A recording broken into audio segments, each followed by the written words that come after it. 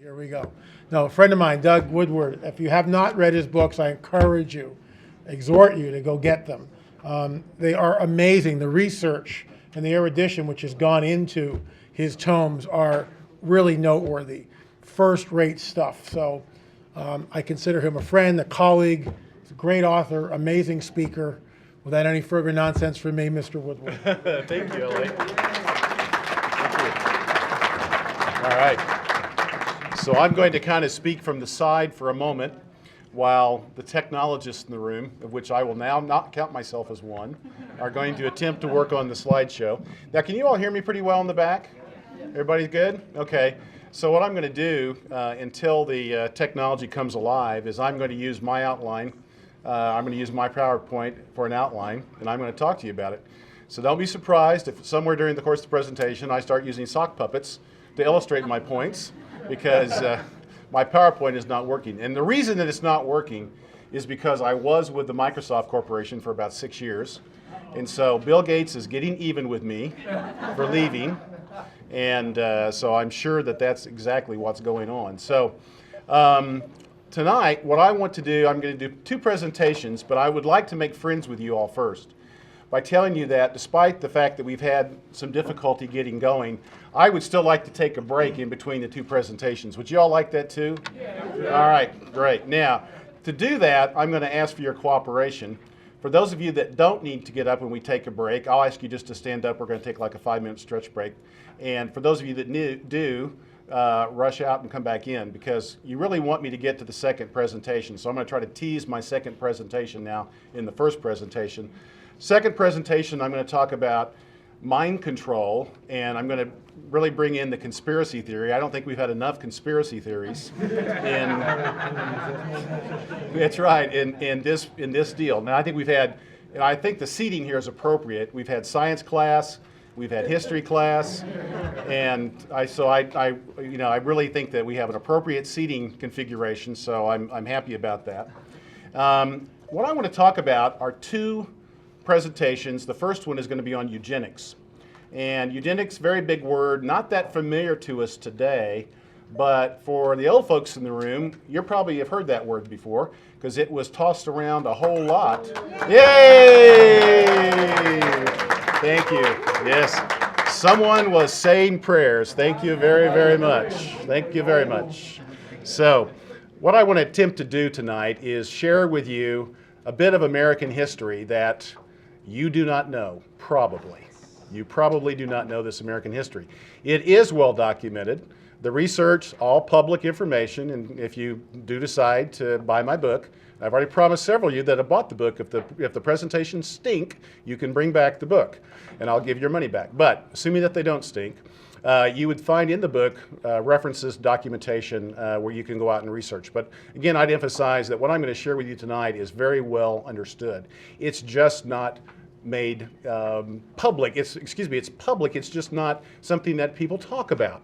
And so, and I also am very happy that Sharon talked about what she did, because I don't have to, do the molecular thing, which I'm not capable of, but it does fit in very, very well with what I'm going to talk about. So now I just have to figure out how that looks. I hope that looks good. So what we're going to do, or what I should talk to you about a little bit myself first, is just let you know I have a computer background, despite the fact that the PowerPoint did not work. But Doug Hamp actually, he said, who in the world uses Microsoft Word for word processing? I do. I did all my books in Word and PowerPoint and all that stuff. So if you find flaws in the books, it's because of Bill Gates, not because of me. So anyway, both of the talks I'm going to do come from my second book that's in the Power Quest series, book 2, and it's called Power Quest Book 2, originally enough, The Ascendancy of Antichrist in America. And so what I'm really doing in, again, both books is providing some American history. And I'm not going to be able to completely sell you on this tonight. But I do take the view that the final Babylon is America. That's the view I take. I'm not alone in that. There's a lot of evangelical scholars that take that view. But both of the first 2 books that I've done provide, I think, some substantive evidence to that effect.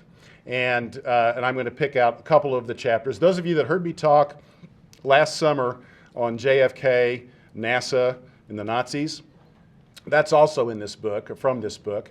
And so I do a lot of research on the Nazis and National Socialism.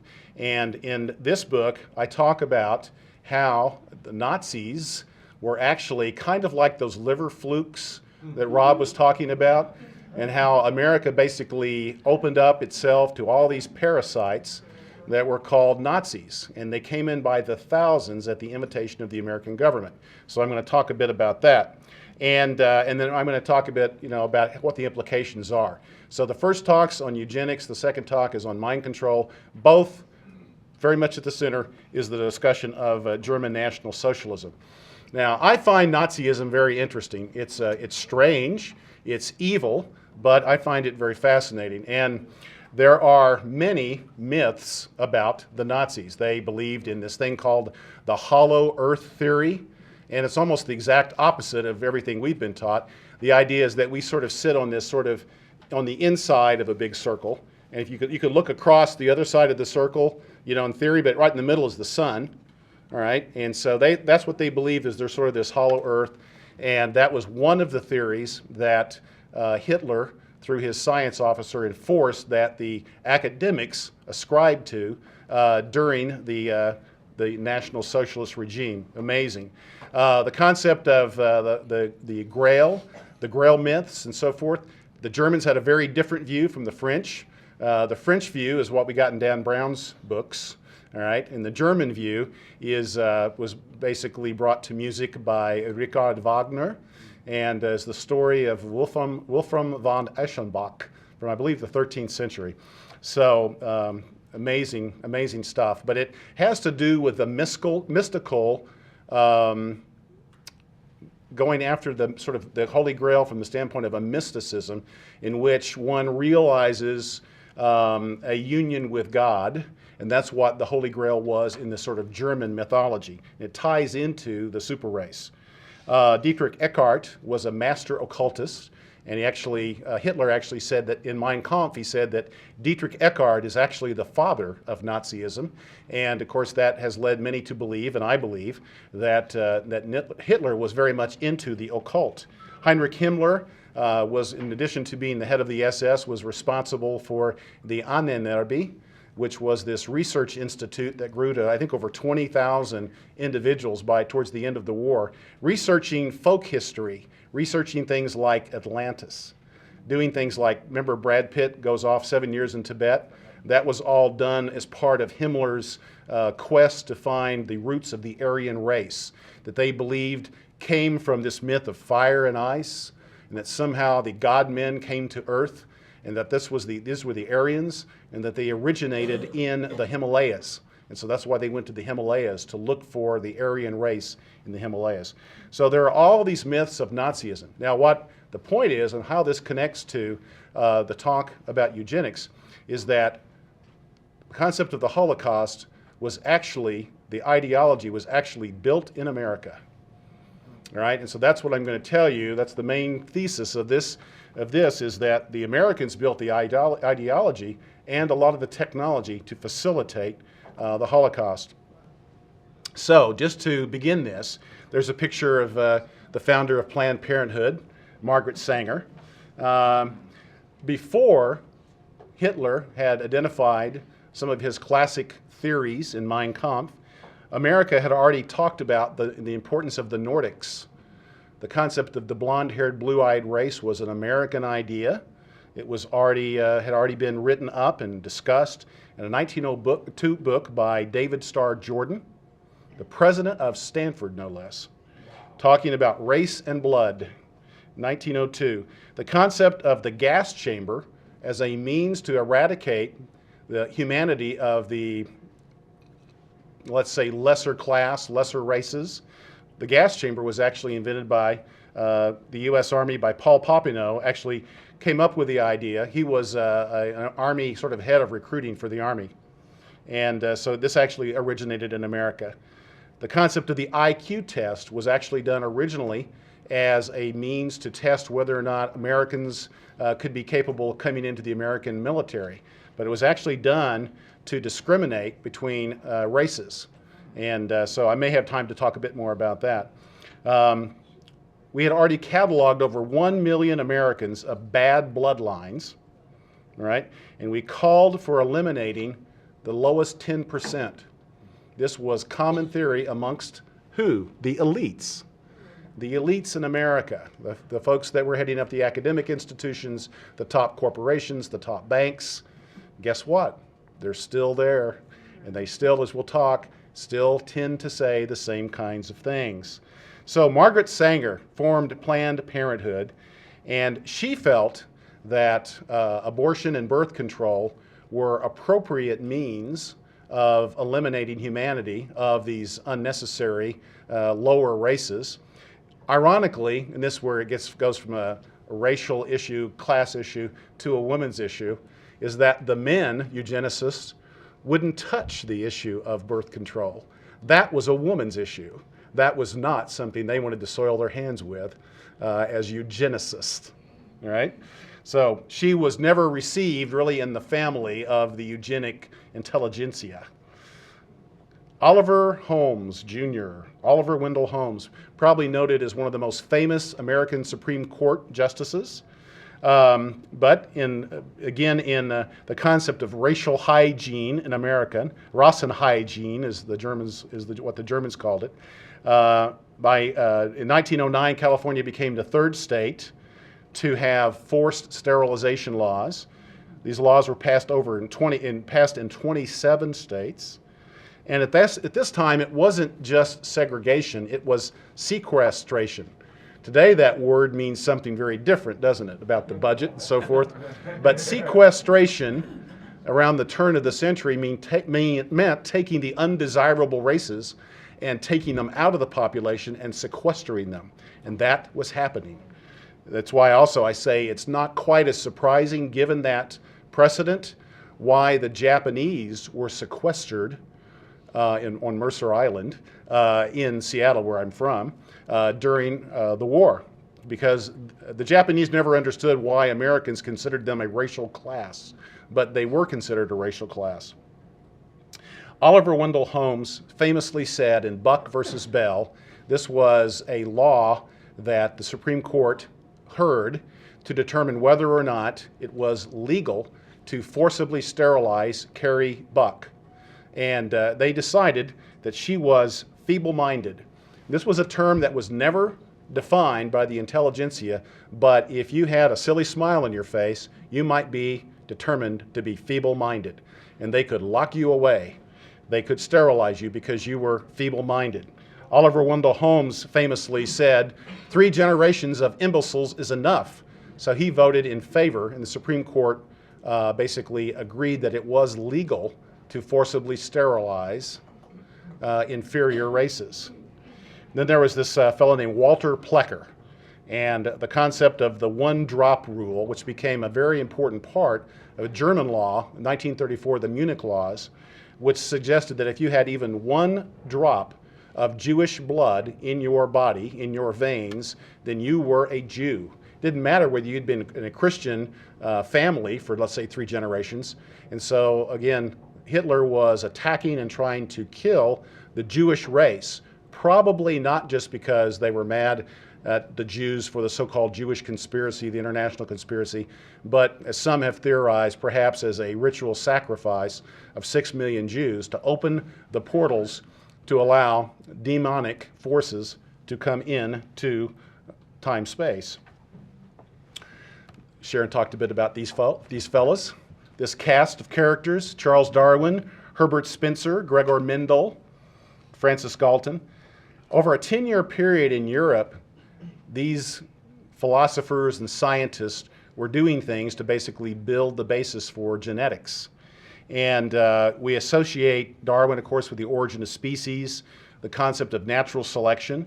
But you may or may not know Herbert Spencer was considered sort of the popular British intellect that wrote for almost 40, 50 years from the late 19th century into early into the 20th century. He was the popular philosopher that sort of defined things and how things should work.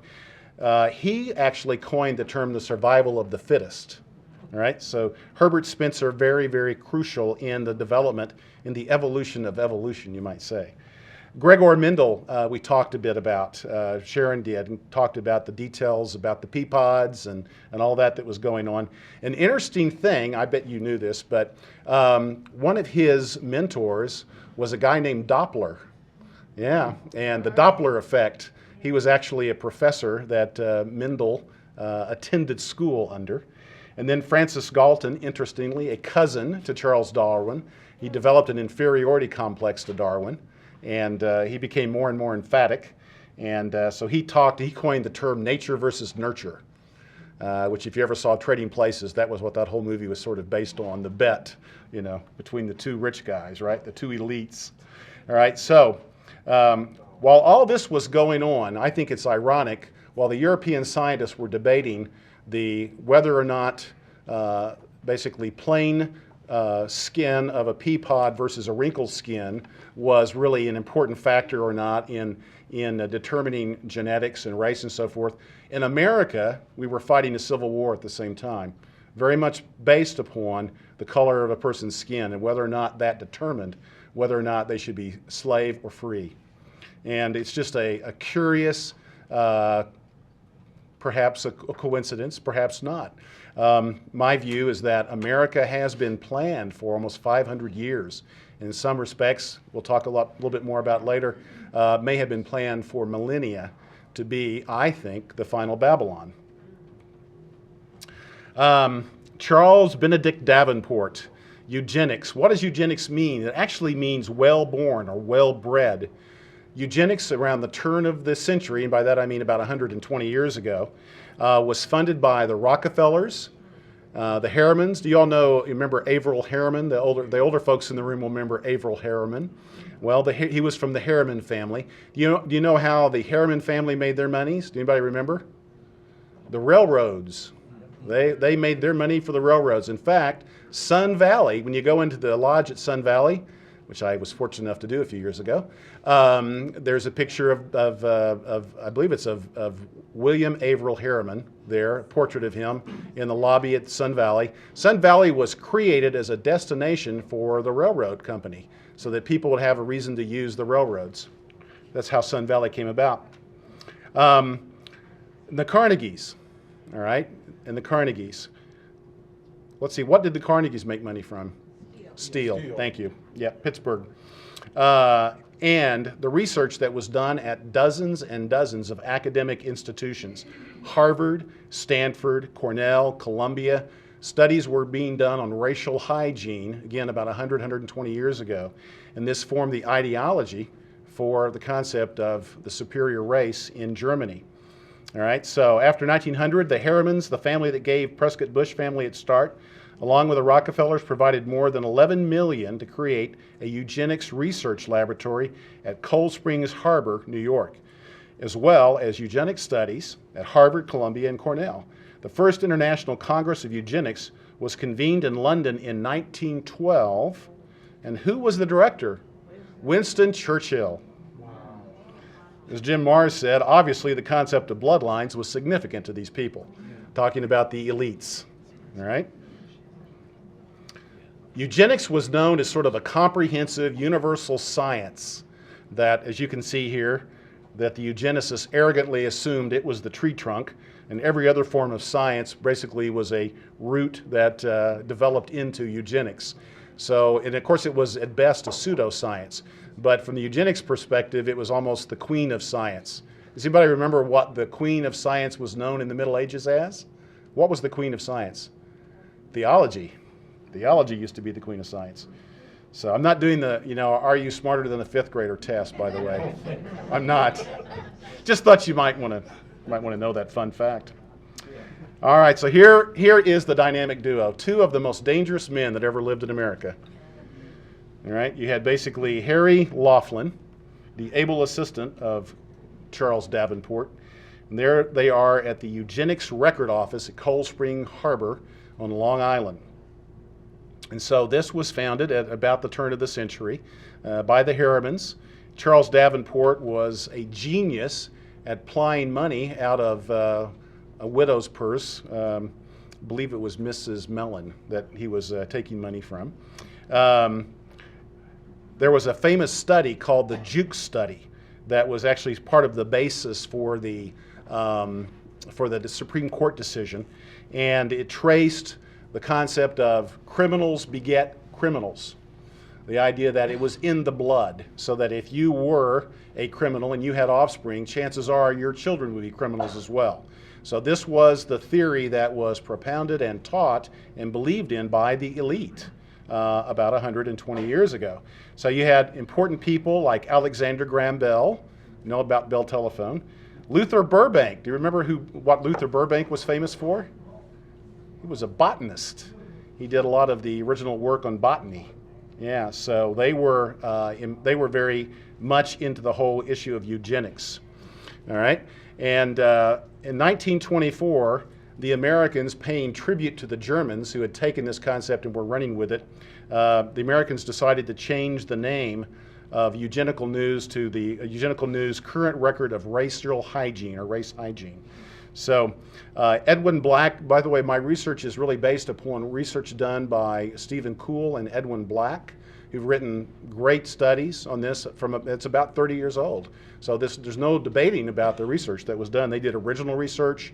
They went into the offices of Cold Spring and to the Rockefellers and so forth, and were able to pull all this information together. But eugenics science was bought and paid for by the elite, for the elite, to perpetuate a genetic war against everyone else. And I would argue that that is still the modus operandi of what's happening today with the elite, in terms of the conspiracy theories about the elite, in terms of them attempting to control the world. And it's not just the elite American industrialists, but it is also the kings of the earth that we hear about throughout the Bible and in Psalm 2 and so forth.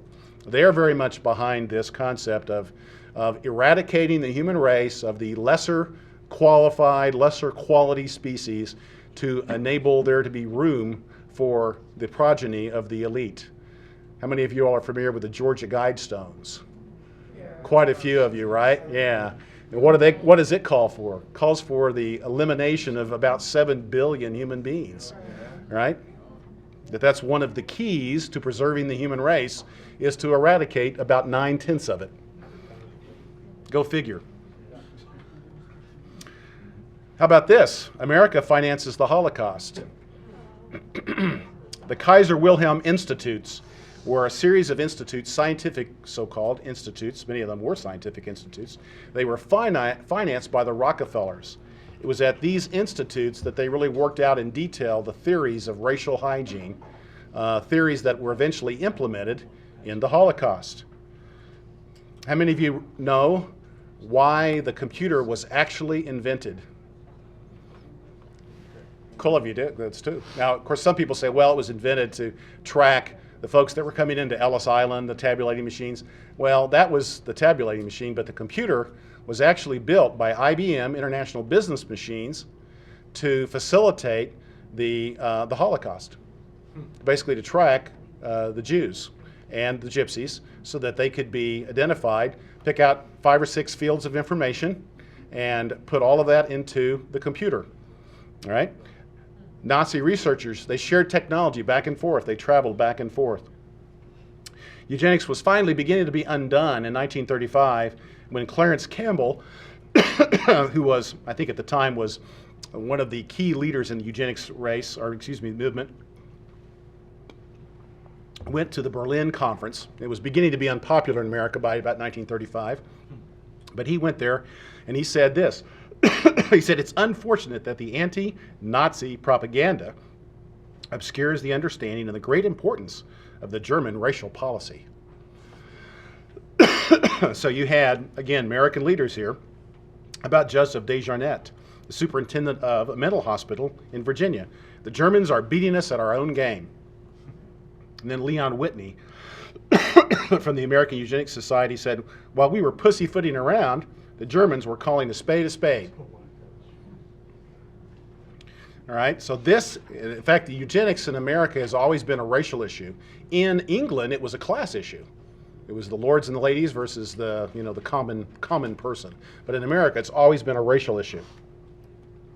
And so, in fact, as I said, the computer punch card, again, the older folks here, young people go, computer punch card? What is a computer punch card? Well, believe it or not, that's the way that you used to talk to computers. You fill out these little cardboard cards and you punch them out and you run them into the computer, and that's how you talk to them. Didn't have a keyboard connected to a computer. That's something that just came along with a guy named Ken Olsen in Digital Equipment Corporation with a mini computer. But the punch card was the way that you talked to the computer. Guess who Thomas Watson, president of IBM, who he was sort of the personal account manager for in the 1930s? Adolf Hitler. You gotta be kidding. He was basically the personal account manager. The IBM machines were built. This punch card database would be an example of the machine that was built. Thank you so much. Oh yes, I need those. Thank you so much. The tabulating machine, again, was keeping track. What had happened is the turn of the century, about 30 years before, the Americans put all that information on little 3x5 index cards. Totally useless. Couldn't do a thing with it because you had no way to sort it, scan it, and report on it. So the tabulating machine, the IBM computer, was built to basically be able to track the Jews and the Gypsies so they could gather them up and they could put them to death eventually. One of the points I'm making here is that it became more important to the German Republic to basically not fold, spindle, or mutilate the punch card. That was more important than preserving human life. Population control, immigration, became in the 1900s to 1920s, of course, a big issue to try to stop immigration. It was a threat to the Nordic race, whether it was Irish or Eastern Europeans or especially Russian Jews. It was very much an issue that Congress spent a great deal of time on. They do today too, of course, still talking about the issue of immigration, what should be allowed and what shouldn't be allowed. There are clear examples of how the Congress made decisions that caused the deaths of hundreds of thousands of Jews because they would not allow them into this country. So we blocked them from coming in because there were basically laws put in place that said that these were undesirables and they could not be allowed into America. So you sort of had segregation, sequestration, sterilization. Those were sort of the three S's that were really part and parcel of the whole concept of eugenics. And so it was a social cause. In other words, the rich would wrap around this sort of mantle of we are trying to clean up the human race. And by doing, how we will do that is we will eliminate, in America it was the dark races. All right, we will eliminate the dark races in preference for the blonde-haired, blue-eyed Nordics. And of course, the name in Germany for the Nordics was Aryans, right? But in America it was the Nordics. And as I mentioned about the Japanese internment, probably wasn't just for security. And of course, I just talk about Malthusian here, that a lot of the concept of Malthusian's ideas that basically populations eventually hit a peak in terms of how much, it's kind of like the Nephilim in the Holy Land, how many in Canaan. Eventually they became too big, and they ate up too much of the Holy Land. And so eventually the land wouldn't sustain them. So it's kind of the same concept and effect of the Malthusian theory. I thought it's interesting what Rudolf Hess said. He was at the time the second in command to Hitler, and he said National Socialism is nothing but applied biology. That's what it boils down to. Of course, Hess went off on a solo trip to England to try to develop a plan to work with the monarchs, George VI, to assassinate Churchill and to reinstate the English monarchy basically back to a constitutional monarchy as opposed to a parliament-based system. Okay? By the way, I was going to tell you, just so you know, that I only have about 5 or 6 more slides in this deck that I'll talk a bit about. We'll have a few questions, and we'll take a break, and then we'll come back. But I am going to be talking about some things that are a bit difficult in the rest of the presentation and in the next one. So I am going to be sensitive to how much I share because there are some younger folks in the audience, and I think it's scary stuff. So a guy named Ottmar von Vaschour Basically, they began to call the Kaiser Wilhelm Institute, where he was working, the von Vaschur Institute. And his noted pupil was a guy named Joseph Mengele, who we will talk more about here in a moment. But the concept of the Volkisch struggle, primarily directed against the Jews because alien Jewish penetration is a special threat to the German race. That was a 1924 student training camp film shown not in Germany but in the U.S. I talked about the von Vaschur Institute. Harry Laughlin continued to actually make presentations to Congress right up to the beginning of the war. Again, he was seeking to limit the amount of Jews that could come into the country. That was what his attempt was, or his goal. Now, one of the main things that von Vaschur was studying were twins. And it goes back even to Galton, the concept that by looking at twins, you can do an ideal test of nature versus nurture. Because in effect, you have clones. You have nature's clones. And so you can do studies to determine, to get genetic information by looking at twins. And so von Vaschur did twin studies, and of course, Joseph Mengele did even more intensive twin studies in which he killed hundreds and hundreds of sets of twins in Auschwitz.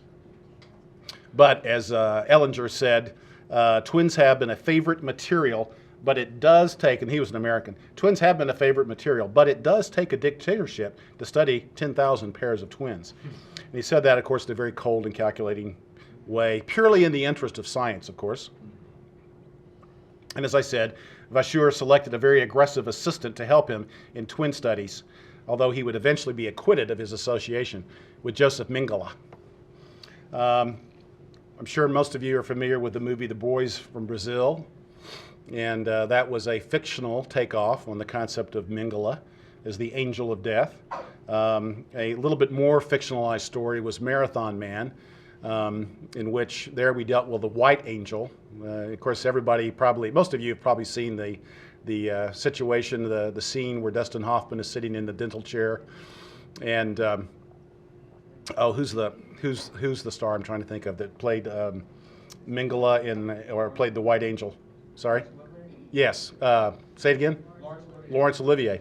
Yeah, Laurence Olivier played the Wiesenthal, the Jew hunter, the Nazi hunter in The Boys from Brazil, but he played the White Angel in Marathon Man. And of course, he was saying, "Is it safe yet? Is it safe yet?" Zzz, drilling into Dustin Hoffman's tooth.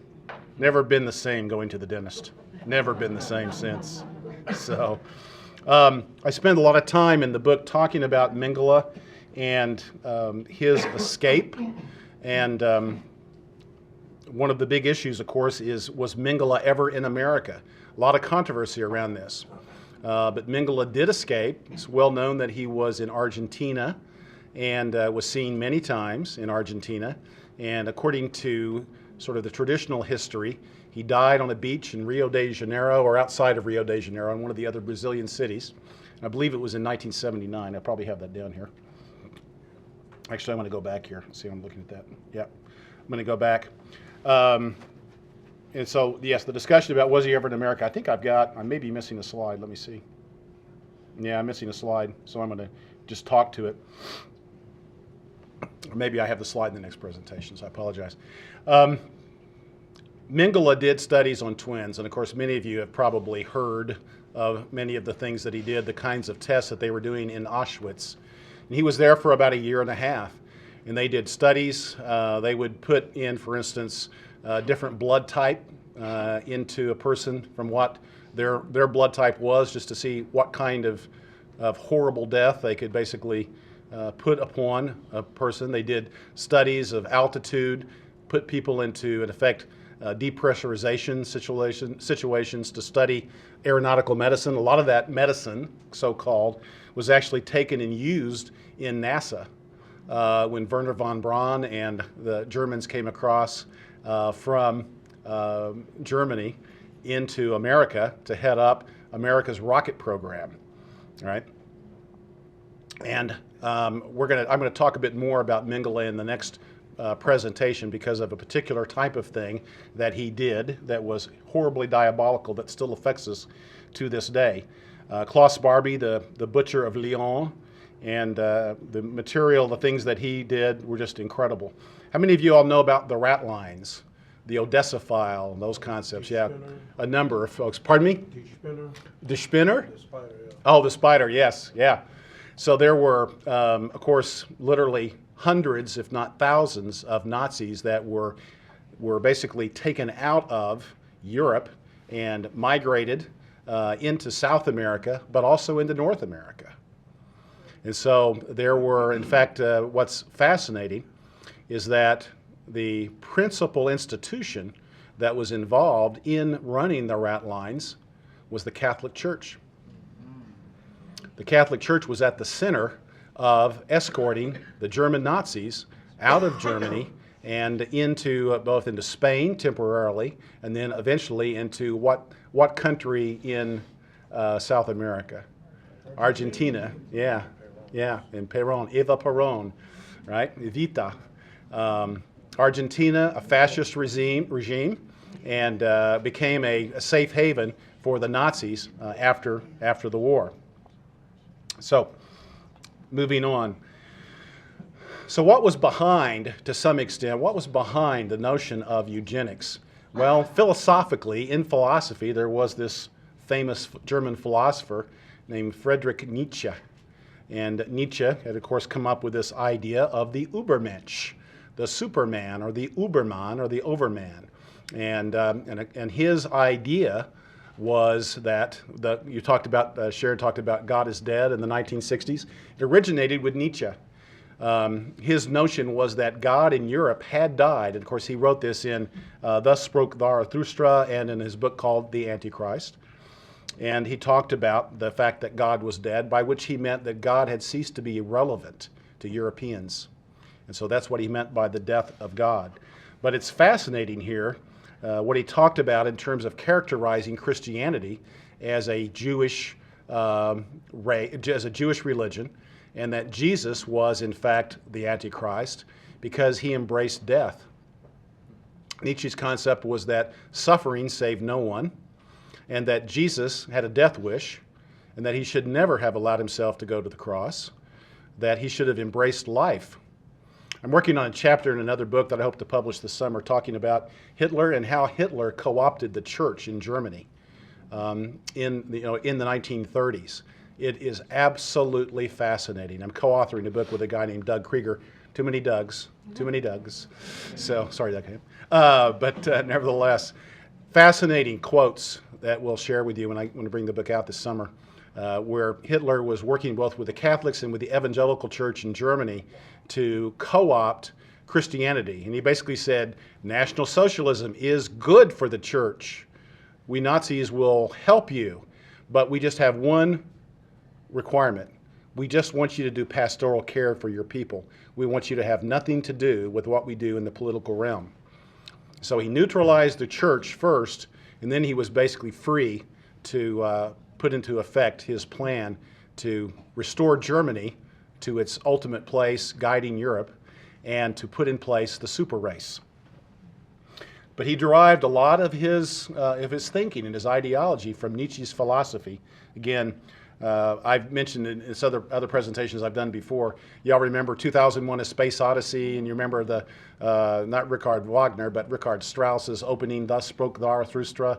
You know, that it's not accidental that they picked that music, to introduce the concept that the aliens were behind this monolith that was planted in the earth and on the moon and in Jupiter to transform our minds.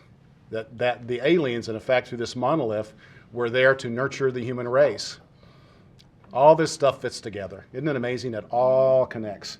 But it's all behind it all is this concept of the elites, the kings of the earth, the super wealthy, believing that the earth is theirs in the fullness thereof, and that they should have exclusive right to basically, again, create their own progeny and have them rule the earth. Again, I'd argue that this is sort of the idea behind the movie Idiocracy. How many of you have seen that movie? Yeah. It's based upon the concept that in the land of the blind, the one with the weak eye is the leader. And that's basically true. That if everybody is way below average, the average person is the president. And so that's essentially what that story is about.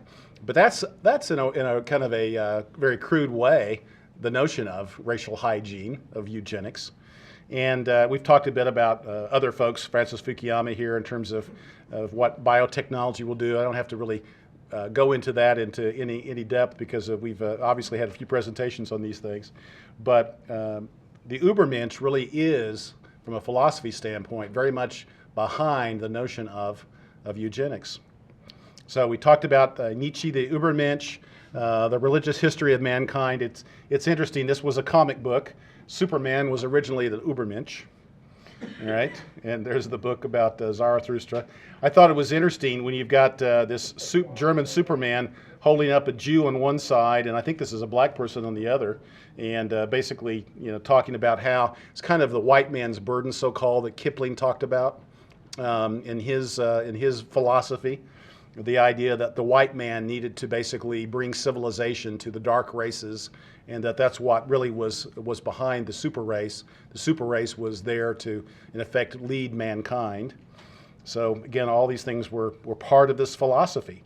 Two Frenchmen in 1960 published a book called The Morning of the Magicians, and fascinating book. I've read it several times. You always get new things out of it, but they said this, which I thought was a pretty salient line.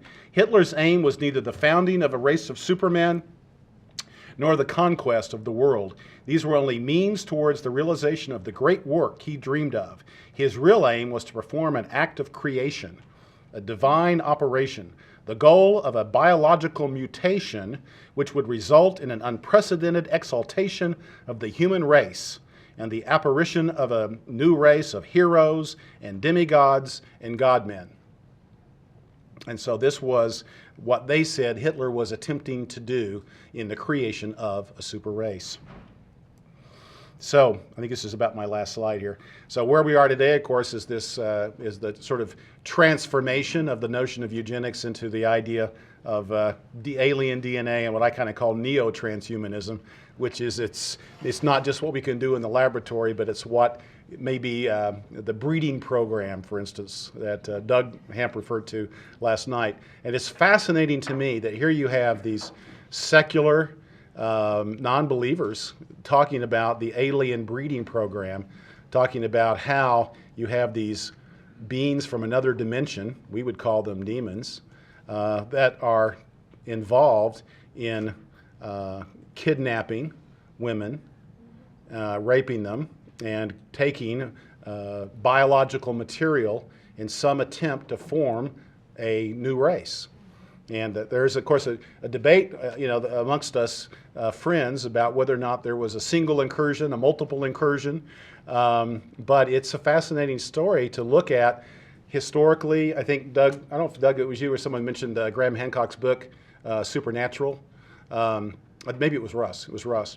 And but his concept was that, or what he talks about was that about 500 years ago, the fairy circles, the leprechauns, and all of that, what was happening even 500 years ago were these fairies were suckering people into these fairy circles, and they would like disappear, go into this other dimension where they would sing and they would dance. But frequently the stories that were being told is they were being brought in and they were having babies. They would come back out of the fairy circle, then they would be captured again and brought back into it to nurture their children. This was like 500 years ago. So the concept of alien abduction is not a new idea, but it is certainly capturing the hearts and the minds of the populace in our day. And in fact, as I'll argue and talk a bit more about in the next presentation, I believe there's been a special program that's been going on for the last 50 or 60 years that's had a real emphasis upon this. So let's take just a few questions, if you've got any questions, and then we'll take a break. All right? Anyone have any questions? Question. Yes. Mingala, the colony of Dignidad, South America. Yes. Yeah, I believe it's Lavinda. That's where Peter Lavinda went back in the late 70s, I think. Yeah, supposedly this is a colony in South America that was specifically sort of where a lot of the Nazis were sort of sequestered.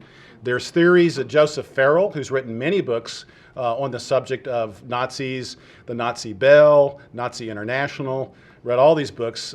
He's not, I don't believe he's a believer. He does have a Christian background. But he talks a great deal about these ideas and talks about Nazi science and how Nazi science influenced American science. We'll talk about some of that here in the next presentation. But that is certainly one of the prime locations that they talk about. Farrell talks about the possibility for advanced research in flying disc aircraft, perhaps. Peter Levenda, who's a noted authority on the occult, he also did a personal trip to is Colony de Seguridad, is that how it's pronounced, or Dignidad? I forget. There's a couple, but the Yeah. primary one where he was said to have Yes, yes, in the alliance with the one book. yes, Alliance, yes. Colony of Dignidad. Dignitad, I believe it is. Yeah, I think that's right. Yeah, and so again, there's a relatively new book that I've read, and I think it's very compelling, and it's called The Gray Wolf. And it is the story that these two journalists put together, written about, I think, 4 years ago. And they make a very compelling argument that Hitler's death in the bunker was faked and that Hitler escaped. And that he lived in South America for quite a number of years. Peter Levenda himself wrote another book that suggested that Hitler had escaped through Argentina but ended up in Indonesia. And so there's been a number of, again, kind of legends. We don't know if they're true or not, but they're pretty fascinating. The book, The Gray Wolf, it's pretty compelling that could in fact be true. So, any other questions? Yes, sir. What about the talk of a Nazi base in Antarctica? Ah, yeah. Yeah, I talk a bit about that. In fact, I opened the book, Power Quest, book 2, I opened it with that discussion. The Schwabenland. There, in fact, is a great film. I think, Doug, you sent it to me, Doug Riggs, you sent it to me, about a 45-minute film that was done relatively recently. You can find it out on YouTube. And it was done by the Russian military, talking about their research into the idea of a Nazi base in Antarctica. It is a well-documented fact that we Americans searched for the Nazis for a number of years in northern latitudes up in Canada, where we believe that many of the U-boats, in fact, did survive, and that the Nazis set up bases, that they had what Farrell calls a breakaway civilization, and that the breakaway civilization does, in fact, exist. He continues to write about it. The most recent book talks about how it's been financed, which is a very fascinating subject, but definitely a different subject for a different time. And there's a lot of interesting theories about whether or not the Nazis, in fact, did create a base, and they've continued to advance technology in Antarctica. And there's a lot of characteristics about Antarctica that we'd be surprised to know. There's a warm water lake at great depths. There's the possibility that they have very habitable circumstances in which to live. So it's a fascinating study. I do talk a bit about it at the beginning of the book. Yes, one more question and we'll take a break. Yes. Yeah, Doug, you talked about this 2 years ago at Branson. Yes. Okay. What is your feeling on the thing with the Roosevelt cooperating with the Nazis? Yes. When he would not allow the Jews to disembark the Yes. boat? Yes.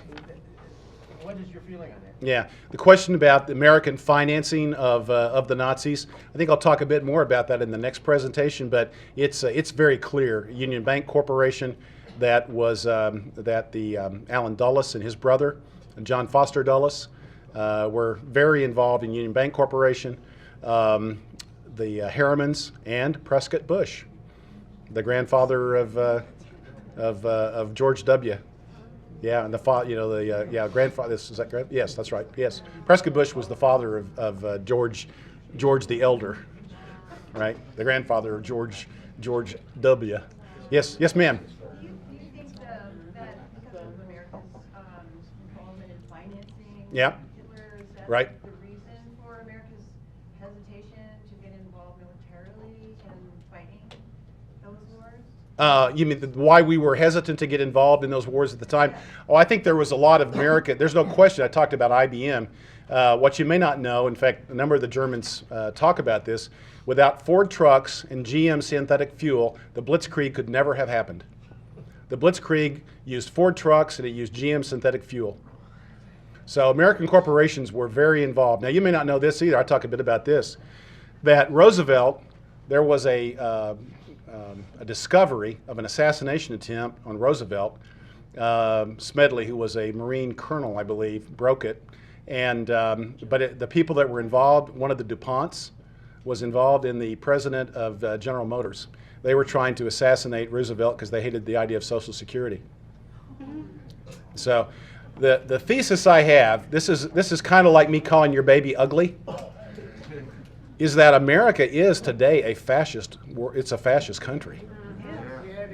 You know, and you say, now what do you mean by that? Is it totalitarian? Well, you know, Obama does rule through 1,000 executive orders, right? You know, the goodness knows the Congress can't make laws. So you have that, but then you have a terrific involvement of American corporations, the heads of corporations that control the lobbyists. You know, so there's a very strong argument that America has been, in effect, taken over really since the assassination of Kennedy. Not that Kennedy was himself a saint, but it was about that time that the military-industrial complex that Eisenhower took pains to warn us about, that it was taking control of the country. And the argument that, you know, why does America have 1,000 military bases around the world? Nobody else has 1,000 military bases. Nobody else has more than about 10 bases probably outside their own country. America has 1,000 military bases around the world. We have 11 carrier groups. Russia has 1. Who's the most powerful nation in the world? It is not a 10-nation European confederacy. It's America. So, Lord comes back soon. I argue America's Babylon, not Europe. Let's take a 5-minute break. Stand in place if you don't need a restroom break.